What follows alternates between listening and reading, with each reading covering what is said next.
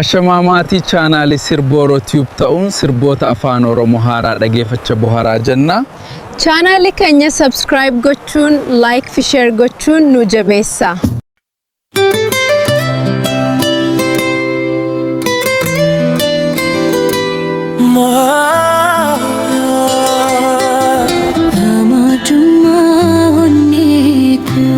Atifa guyaku Jalalli kenya kalaga Yumi hingogu Ya jalalli ku Simale yutu nafta Oninku makake kufa Halkan kesani wama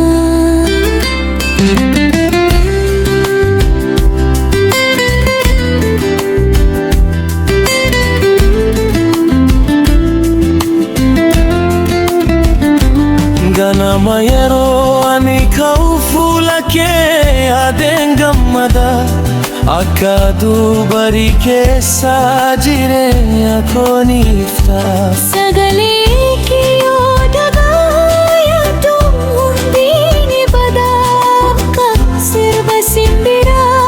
onneen koo ni gonfata. Ati keessa koo jiraata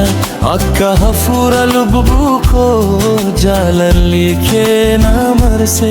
akka urgaa keessa fuulii yeroo dheeraa yoo fagaateen koo si barbaaddi akka bokkaa bona keessa lafni deebotee hawwii qabdi yoo yeroo nu koruu dhufee wal qabanne koona jalalli keenya dhugaadha bubbee keessanii dhaabbatu si jallada taalawaa hundumaa Si jallada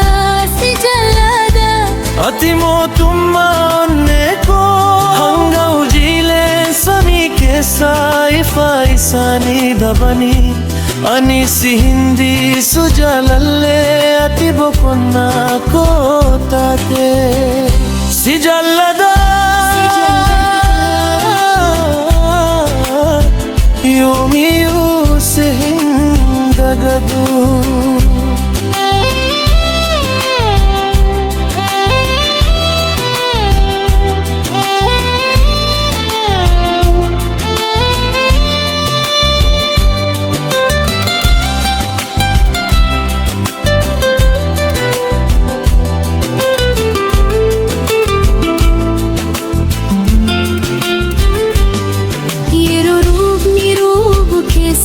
Si wajjin deemuun bareeda harka kee qabee adeemuun abjuu koo guutuudha. Yeroo aduun liksu keessaa si bira taa'uun gammachuudha jaalalli keenya waggootaaf akka muka guddaa dagaaga. Yoo addunyaan hundi jijjiirame jaalalli koo siif hin jijjiiramu yoo karaa dheeraan deeme si wajjin ta'uun naaf gama onnee tokko wal qabannee bara baraan waliin jiraanna